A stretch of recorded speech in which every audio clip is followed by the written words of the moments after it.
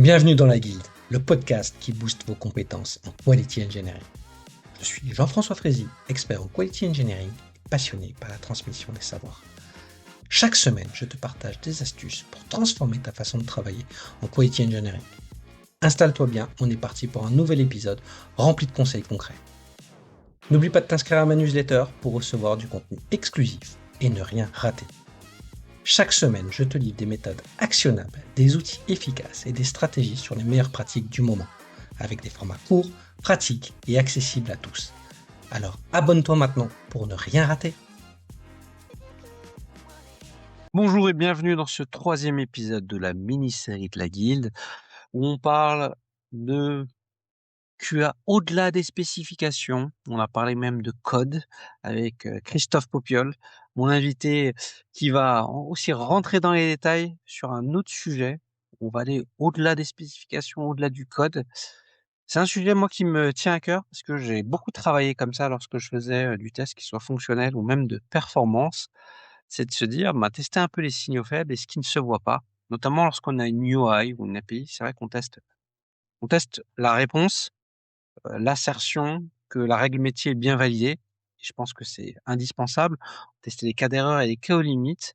Mais il y a des choses qu'on regarde pas toujours, notamment les logs, certains métriques. Et moi, j'ai vu certaines choses qui m'ont surpris où fonctionnellement, ça répondait bien, la UI, mais dans le log, des fois, j'avais une exception. Donc ça empêchait pas le résultat de le faire, mais en prod, ça allait vite une catastrophe parce qu'il suffit juste que ça ait une application grand public et les logs explosent. Donc ça veut dire qu'il y a quelque chose qui va pas. Ça veut dire que à un moment donné, cette friction elle va exploser et je pense qu'il faut la traiter. J'ai eu même dans mon expérience où le système nous répond bien, mais en fait derrière il y avait des batchs asynchrones pour savoir où va l'argent entre deux. Et en fait, il te dit oui, mais en fait, quand tu regardes dans le système, dans les logs et comment il le transmet, il fait l'inverse. Et c'est des choses que tu vois au bilan 6 mois, 1 an après, quand c'est en production. Donc, ça crée des tensions. Il faut régler le problème à la fois dans la database de prod et le bug. Donc, ça crée vraiment des problématiques. Donc, voilà. Toi, qu'est-ce que tu vois? Comment tu évites Je rebondis tout plutôt de le suite sur test ce de que la boîte noire, qui est bien, mais je pense qu'il faut faire un peu oui, le capot. Qu'est-ce que tu en penses? non, c'est hyper important. Je rebondis tout de suite sur ce que tu as dit. L'asynchrone, c'est une horreur côté test. C'est quand même quelque chose où, justement, t'as pas le résultat tout de suite. Quand tu passes par des systèmes qui vont faire des actions, des espèces de robots qui font des choses derrière, une fois que l'action est faite, et là, pour le coup, qui sont totalement en boîte noire si t'as pas les outils pour aller les voir. Tu perds en fait toute une partie du vrai résultat. Comme tu dis, ça te dit OK, c'est Et OK, on est j'ai eu le de résultat. plus en OK. plus dans un monde asynchrone. Aujourd'hui, Bah, regarde, on utilise tous Facebook, Instagram, LinkedIn. Tu likes, le like, il est immédiat. Moins de 100 oui, millisecondes. Clairement, ils n'ont pas envoyé la réponse au serveur n'a pas eu le temps de faire l'aller-retour. La technique qu'ils ont, c'est qu'ils disent par défaut, je l'affiche, j'envoie la réponse. Si jamais j'ai pas pu le faire, j'enlève le truc. oui. Et donc, mais c'est des choses à apprendre, c'est on est tellement dans un monde où ça doit être immédiat pour la dopamine que c'est déjà sur un système tout simple, sur un système beaucoup plus complexe, Et forcément. quand tu utilises des trucs derrière avec, je sais pas, des batchs de données type Kafka, etc., où voilà, tu transmets des Un trucs badge qui à appelle un droite, à système de gauche, queuing, qui rappelle un autre et, système. et là, voilà, là, ça peut être très joyeux. Et la problématique, alors encore une fois, dans ce que je vais dire là, il faut prendre en compte votre contexte Ouais. de l'équipe, du truc, etc. Moi, je sais qu'il y a des missions où j'ai pas pu mettre en place ce que je vous raconte là parce que il y avait pas de tooling, pas moyen d'avoir accès parce qu'il y a qu'un environnement de dev qui est partagé et en fait, les logs ils sont pas bien faits, tu peux pas y accéder en temps réel, tu peux les voir après. Voilà, tout, il y a pas la même Mais au moins, maturité tu avec. informes qu'il y a une limite et qu'il y a peut-être des choses qui verront en production parce qu'on n'est pas en capacité de le faire. C'est ça. Il faut peut-être compenser avec du monitoring en production. Tout à fait. Il faut toujours expliquer les limites de ce qu'on fait et ce qu'on fait pas et pourquoi. Et des fois, il y a des bonnes raisons, des fois des mauvaises raisons. Dans tous les cas, le but, c'est de le partager, que les gens le sachent. Ouais.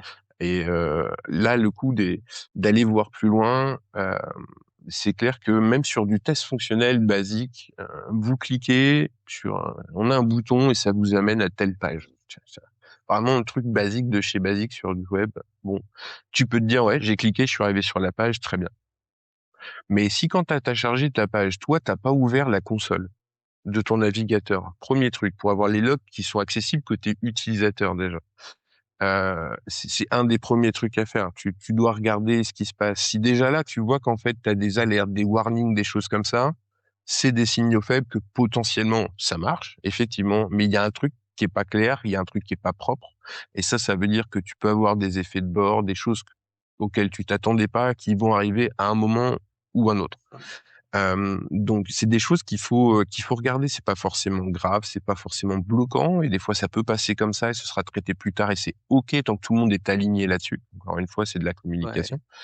Mais c'est ton rôle à toi en tant que testeur d'aller voir ce truc-là. Et après, tu as les logs, donc ça, qui sont visibles toi côté utilisateur. Tu peux aller voir les requêtes de ton navigateur, la console, etc. sur du web, Ouais, par il y a les exemple. Mais logs sur du côté mobile, il y a serveur aussi à l'équivalent, hein. regarder, ouais. Et après, tu as les logs côté serveur. Alors, ça dépend de quel environnement t'es. Est-ce que c'est sur un truc déployé en local, un environnement de test commun, etc. Quand tu Mais as de la voilà, chance, tu as un outil qui te dit, ben, j'ai mon ID de ma session et il va me récupérer tous les logs associés. Ça, c'est le summum. ouais, C'est que tu peux être vraiment autonome, c'est-à-dire que tu as vraiment quelque chose que tu peux même mettre dans tes tests automatisés pour l'analyse. oui. Ça, c'est le top du top quand on peut le faire. Mais des fois, on n'est que Mais stateless, il n'y a même pas de session ID, c'est compliqué de trouver tout ça. c'est ça. Donc des fois, t'écoutes des logs avec des commandes, tu fais des cut, Ouais. des machins comme ça. Tu fais du grep avec des mots-clés pour essayer de repérer l'action que t'as fait à Et un des fois, moment tu es où elle est pas plusieurs à faite, tester sur le même etc. environnement, donc tu sais pas si c'est toi qui Oui, génère une erreur ou un autre, ou c'est le fait d'avoir testé en même temps qui génère aussi ça. c'est ça. Donc il y a vraiment plein d'infos qui passent par là parce que si ça a été logué, c'est que généralement il y a une bonne raison déjà. Après, c'est aussi des trucs qui se challengent avec les développeurs, hein. Qu'est-ce qu'on log et pourquoi et comment. On est à un niveau un peu plus avancé déjà, mais c'est des On en discussions hyper revient sur intéressantes. le code avec les devs, C'est mais ça. c'est intéressant. Et des fois, il met une Oui, il exception faut. parce que il a fait un try catch et il pensait que le catch était exceptionnel et il n'est pas si exceptionnel que ça, donc il y a peut-être quelque chose qu'il doit revoir dedans, donc Exactement. ou il a mal compris le besoin exprimé ou le contexte technique qui peut être associé. Et ça peut s'expliquer, mais une fois de plus, c'est pas toujours des gros problèmes, mais c'est une accumulation de tous ces petits problèmes qui crée du bruit. Faut voir que quand tu as beaucoup d'exceptions et d'erreurs remontées en production, quand tu as un vrai problème en production, pour les équipes support et prod, c'est l'enfer, l'investigation. C'est l'enfer. Ouais, ouais, ouais.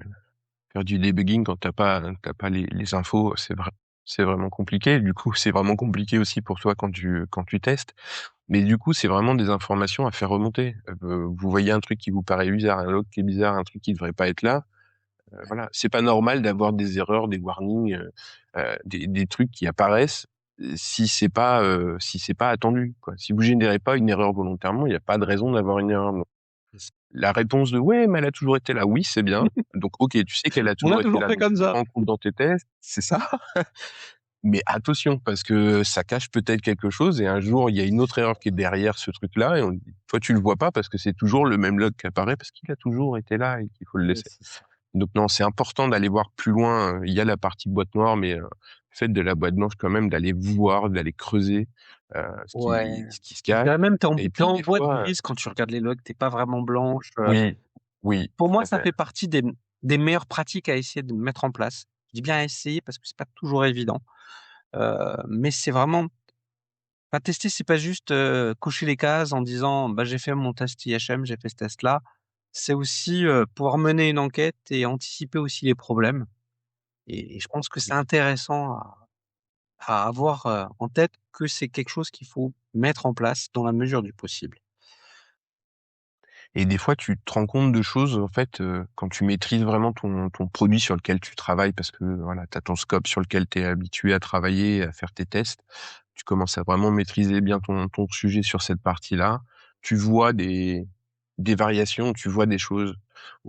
tu fais un parcours complet pour aller tester une feature à la fin, et puis en fait, dès le début, tu te rends compte que c'est bizarre. Le log de validation, là, quand je me suis logué, il est apparu vachement plus tard que d'habitude. Tiens, c'est bizarre. Puis tu le refais une deuxième fois, puis ouais, c'est bizarre. Puis tu changes de branche, tu te remets sur la branche principale et tu refais et tu dis, bah non, là, il apparaît tout de suite. Tu dis, tiens, il y a un truc. Ouais, c'est Et ça. donc, t'en parles, pose la question. Ça peut être plein de choses. Ça peut être l'environnement de dev qui a un problème. Ça peut être la base de données. Ça peut être un script qui tourne à côté, qui bouffe les performances. Il peut y avoir plein de raisons. Tout comme ça peut être effectivement un vrai problème induit par la modif qu'on a fait qui ralentit les performances. Donc le tout, c'est juste de lever la main et de le dire à tout le monde. Et après, on te dira si oui ou non il y a un truc, tu peux creuser, et peut-être que tu as fait une alerte pour rien, et c'est pas grave, ça fait partie du boulot Tout à fait. de remonter des choses qui comptent pas. Mais dans le lot, il y en a qui comptent et que tu auras vu en amont. Et c'est important du coup de maîtriser ces trucs-là et d'aller un peu plus loin que effectivement juste le résultat qui s'affiche, quoi.